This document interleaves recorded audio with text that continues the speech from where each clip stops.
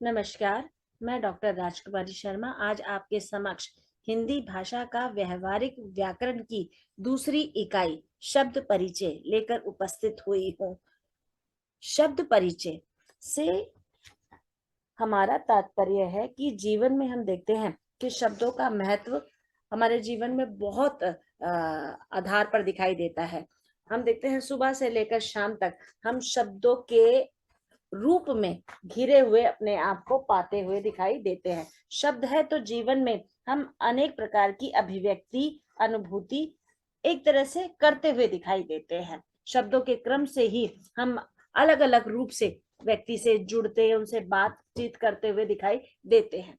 और हम इसमें देखते हैं कि किसी भी तरह से हम देख सकते हैं कि शब्द विश्व की सभी भाषाओं पर दृष्टि केंद्रित करके शब्द की उपयुक्त परिभाषा देना एक तरह से असंभव सा ही कार्य है। हम देखते हैं कि अलग अलग विद्वानों ने अपने मतानुसार परिभाषाएं दी तो हैं, पर उन परिभाषाओं में भी हमें एक तरह से दिखाई पड़ता है कि किस तरह से इसे सरल रूप में अभिव्यक्त किया जा सके। जैसे शब्द का अर्थ वर्णों के योग से बने स्वतंत्र एवं सार्थक ध्वनि समूह को शब्द कहा जाता है।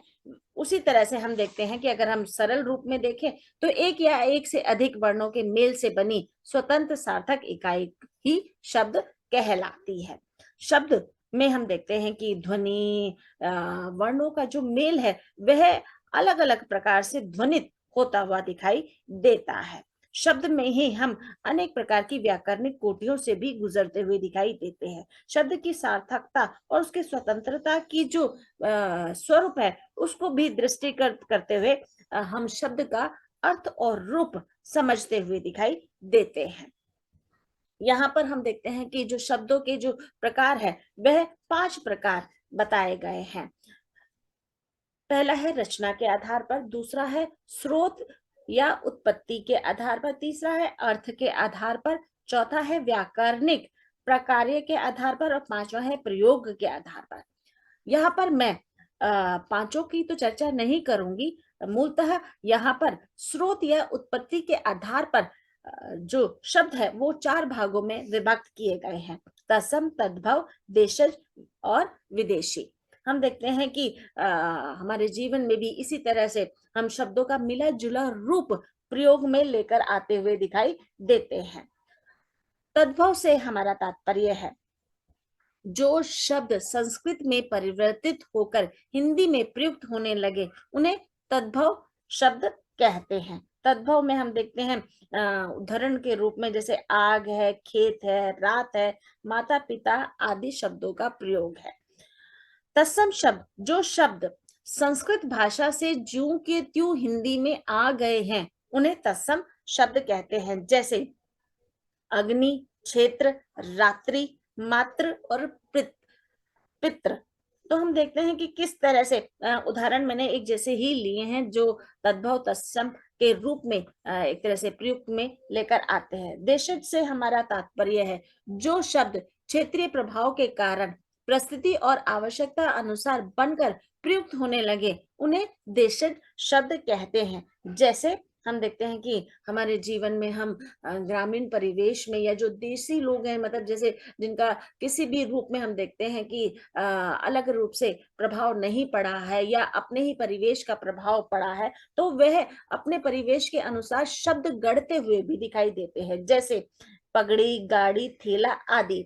विदेशी शब्द से हमारा तात्पर्य है देश में अनेक विदेशी, जो हमारे भारतीय परिवेश में जब हम देखते हैं स्वतंत्रता से पूर्व अनेक प्रकार के विदेशी हमारे देश में एक तरह से अपना साम्राज्य स्थापित करने के लिए आ गए थे, तो वहां पर भी हम देखते हैं कि वह भी कुछ शब्द संपर्क जुड़ने के कारण हमारे हिंदी भाषा में प्रयुक्त होने लगे। जैसे हम देखते हैं स्कूल है, कैची है, चश्मा है, अनार है, औलाद है, औरत आदि शब्दों का प्रयोग विदेशी भाषा के अंतर्गत हमें दिखाई देने लगा। शब्दों की व्याकरणिक कोटियां।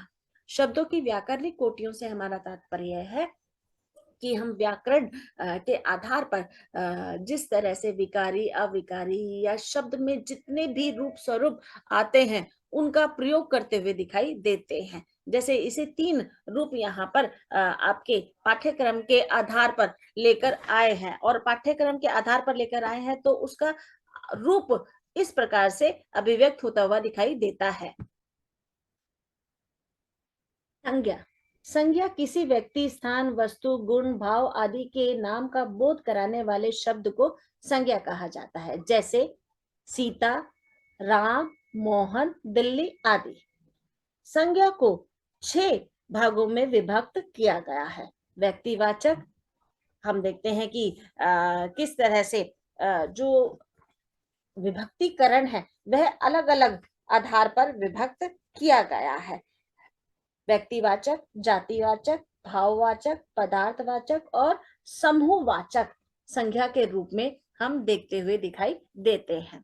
यहाँ मैं संक्षिप्त में इसकी परिभाषा व्यक्त करते हुए आपके समक्ष प्रस्तुत करूंगी। व्यक्तिवाचक संज्ञा से हमारा तात्पर्य है जो शब्द किसी स्थान विशेष या व्यक्ति विशेष के लिए प्रयुक्त किए जाते हो, वहां पर हम देखते हैं कि व्यक्तिवाचक संज्ञा होता है, जैसे राम, गंगा आदि। जातिवाचक संज्ञा से हमारा तात्पर्य है जिस संज्ञा शब्द से व्यक्ति, प्राणी या वस्तु या हम देखते हैं कि संपूर्ण जाति का बोध हो, वहां पर जातिवाचक संज्ञा आता है। इसमें हम मनुष्य और पशु की विशेष रूप से जातियां देख सकते हैं। भाववाचक संज्ञा किसी गुण, दृश्य, भाव तथा अवस्था का आदि का बोध कराने वाले शब्द को हम भाववाचक संज्ञा के अंतर्गत रखते हैं। पदार्थवाचक संज्ञा, ये शब्द हम देखते हैं जिसमें किसी पदार्थ का बोध हो, वहां पर पदार्थवाचक संज्ञा आता है। समूहवाचक संज्ञा से हमारा तात्पर्य है वे शब्द जिनसे एक ही जाति की वस्तुओं के समूह का बोध हो, वहां पर समूहवाचक संज्ञा कहते हैं, जैसे फौज है, कक्षा है, सेना है, झुंड है आदि का बोध कराया जाता है। सर्वनाम से हमारा तात्पर्य है संज्ञा के स्थान पर जिस शब्द का प्रयोग करते हैं वहां पर सर्वनाम कहलाते हैं, जैसे वह, मैंने, तुमने, तुम आदि का प्रयोग यहाँ पर दिखाई देता है। सर्वनाम को भी 6 भागों में विभक्त किया गया है। पहला, पुरुषवाचक सर्वनाम। पुरुषवाचक सर्वनाम को 3 भागों में विभक्त किया गया है। पुरुषवाचक संज्ञा की परिभाषा, जो सर्वनाम शब्द किसी विशेष या हम कहते हैं किसी व्यक्ति या पुरुष का बोध कराते हैं उन्हें हम पुरुषवाचक संज्ञा कहते हैं। इसे 3 भागों में विभक्त किया गया है, उत्तम पुरुष, मध्यम पुरुष, अन्य पुरुष। उत्तम पुरुष से हमारा तात्पर्य जैसे मैं, हम, तुम्हारा आदि से बोध कराया जाता है। मध्यम पुरुष से हमारा तात्पर्य तू, तुम, तुम्हारा आदि से बोध कराया जाता है। अन्य पुरुष में हम देखते हैं कि वह, इसका, उसका आदि से भी बोध कराया जाता है। निश्चयवाचक संज्ञा, जो सर्वनाम शब्द किसी निश्चित व्यक्ति, स्थान या वस्तु के लिए प्रयुक्त होते हैं वहां पर निश्चयवाचक सर्वनाम कहलाता है, जैसे वह, उनका, यह आदि रूप में। अनिश्चय वाचक संज्ञा, जिनसे किसी निश्चित वस्तु, पुरुष या स्थान का एक तरह से बोध हो, वहां पर अनिश्चय वाचक संज्ञा होता है, जैसे कोई, किसके रूप में। संबंधवाचक सर्वनाम से हमारा तात्पर्य है जो वाक्य में एक सर्वनाम का दूसरे के साथ संबंध होना बताता हो, वहां पर एक तरह से हम संबंध वाचक सर्वनाम कहलाते हैं। जैसे हम देखते हैं कि किसी का किसी से हम संबंध जब बताते हैं तो वहां पर इस तरह का प्रतिक्रिया होनी निश्चित है। निजवाचक संज्ञा, जो सर्वनाम स्वयं का बोध कराते हो, जैसे हम देखते हैं कि स्वयं से हमारा तात्पर्य है कि हमसे, मेरे से आदि का बोध वहां पर होता है। प्रश्नवाचक संज्ञा से हमारा तात्पर्य है जिन शब्दों या सर्वनामों से प्रश्न पूछे जाते हो, वहां पर प्रश्नवाचक बोध होता है, जैसे कौन, क्या आदि के रूप में प्रयोग में आता हुआ दिखाई देता है। क्रिया, क्रिया से हमारा तात्पर्य है कार्य, मतलब किसी भी कार्य का होना या करने का बोध के भाव को भी हम क्रिया कहलाती है, यानी कि होने या करने के बोध के रूप में क्रिया का रूप स्वरूप व्यक्त होता हुआ दिखाई देता है, जैसे पढ़ना, लिखना आदि। क्रिया को 2 भागों में विभक्त किया गया है। पहला है इसमें सकर्मक और दूसरा है अकर्मक। सकर्मक से हमारा तात्पर्य है कर्म के एक तरह से हो या कर्म करने की संभावना हो, उसे सकर्मक क्रिया कहते हैं।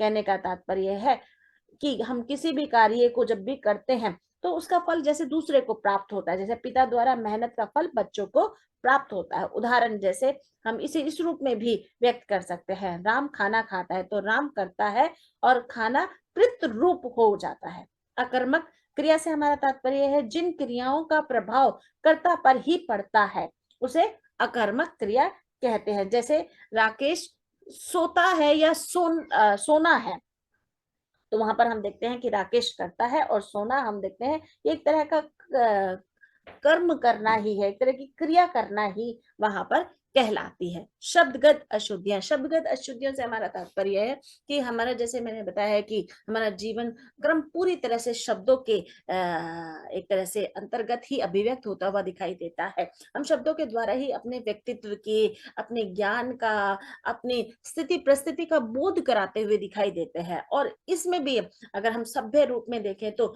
अगर सभ्य व्यक्ति अगर किसी शब्द का गलत उच्चारण करता है या गलत अर्थ अभिव्यक्त करता है तो वहां पर प्रश्न चिन्ह लगते हुए दिखाई देता है। तो हम देखते हैं कि व्याकरण के आधार पर हमें शुरू से लेकर अंत तक अनेक प्रकार से व्याकरणिक कोटियों के माध्यम से व्याकरण के शुद्ध रूप का परिचय एक तरह से सिखाया गया है। और उसके अंतर्गत हम देखते हैं कि अगर शब्द के उच्चारण या उनका लिखित रूप हम गलत रूप में लिखते हैं तो उसका प्रभाव हम पर तो पड़ता ही है, सामने वाले पर भी पड़ता हुआ दिखाई देता है। इसमें हम देखते हैं कि शब्दगत रूप में हम मानक वर्तनी के अनुसार उसका प्रयोग करें तो सार्थक होता हुआ दिखाई देता है। या हम देखें कि अब से और पहले के समय में हम देखते हैं कि अनेक प्रकार से केंद्रीय हिंदी निर्देशालय द्वारा अनेक प्रकार से शब्दों के परिष्कृत या संशोधित रूप का आधार वहां पर प्रस्तुत किया गया है। तो इसके लिए आप पूरा एक हम देखते हैं कि अशुद्धि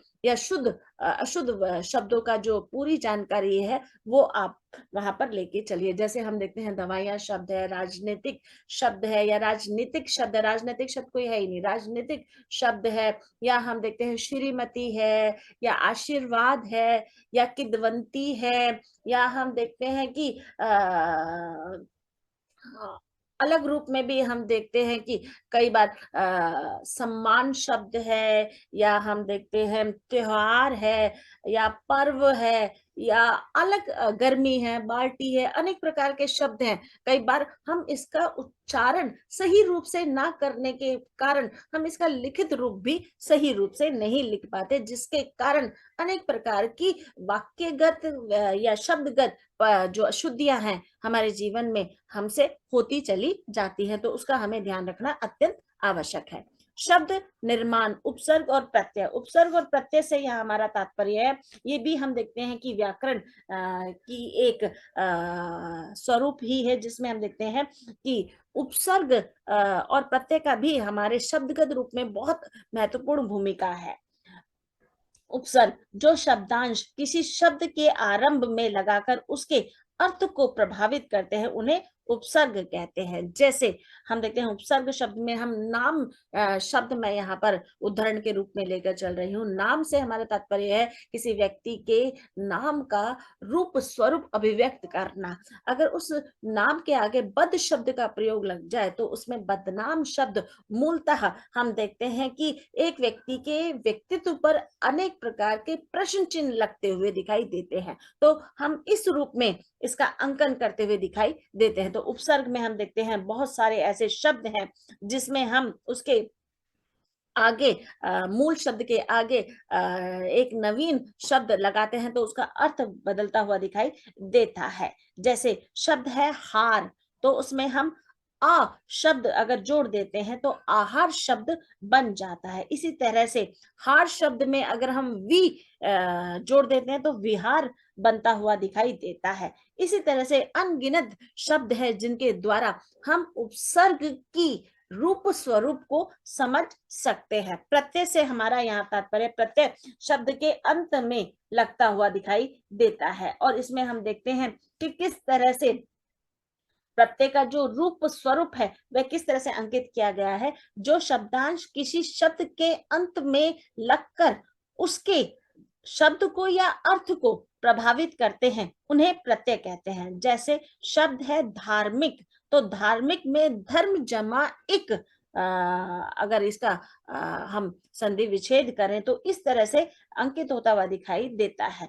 लिखावट शब्द है, मूल शब्द है लिखा और इसमें प्रत्यय जुड़ने से वट शब्द जुड़ गया है, तो इसमें लिख जमा आवट शब्द का प्रयोग होता हुआ दिखाई देता है। तो उपसर्ग और प्रत्यय में हम देखते हैं कि शब्द के अर्थ और उसका महत्व दोनों ही बदलता हुआ दिखाई देता है। शब्द और पद में अंतर, शब्द और पद में अंतर हम देखते हैं कि हमने अलग अलग रूपों से सीखा हुआ है और शब्द और पद किस तरह से जीवन में कार्यरत होते हुए दिखाई देते हैं व्याकरणिक आधार पर। इसका अंतर इस प्रकार से है, शब्द और पद, शब्द से हमारा तात्पर्य है वर्णों का वही समूह शब्द कहलाता है जिसका प्रयोग स्वतंत्र रूप से होता है। पद से हमारा तात्पर्य है जब किसी सार्थक शब्द का प्रयोग वाक्य में होता है तो उसे पद कहते हैं। दूसरा अंतर है, शब्द में मात्रा अर्थ परिचय का विस्तार होता है, पद में मात्रा व्यवहारिक परिचय के बारे में विस्तार होता है।